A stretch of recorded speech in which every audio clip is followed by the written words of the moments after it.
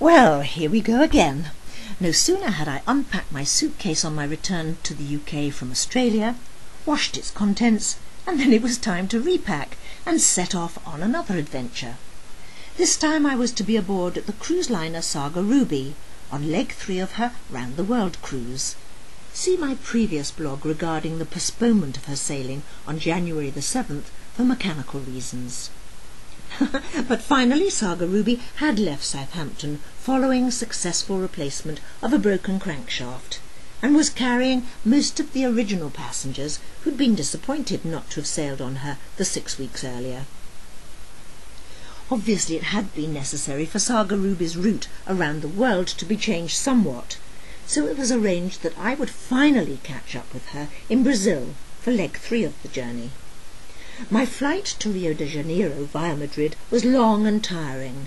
However, upon arrival, I soon got into the spirit of things and took a trip around this exciting city to reacquaint myself with its beauty and excitement, dominated as it is by the huge statue of Christ the Redeemer. The statue is considered the largest Art Deco statue in the world.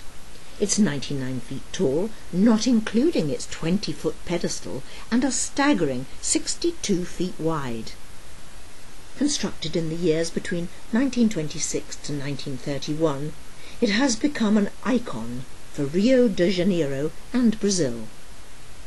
My fellow guest lecturers aboard Saga Ruby, pictured here with the delightful captain Alistair McLundy, included Peter Purvis, actor and presenter, think of ex-Blue Peter, and Terry Waite, CBE, the English humanitarian and author.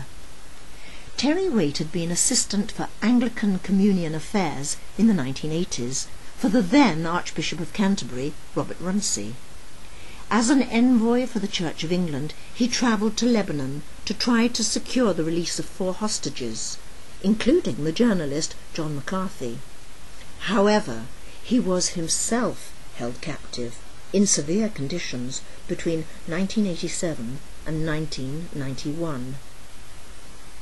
As there were many days at sea throughout our passage from Brazil across the South Atlantic to South Africa, both speakers had the opportunity to entrance the audience with their many amazing tales. And I'd like to think that the passengers enjoyed my talks too.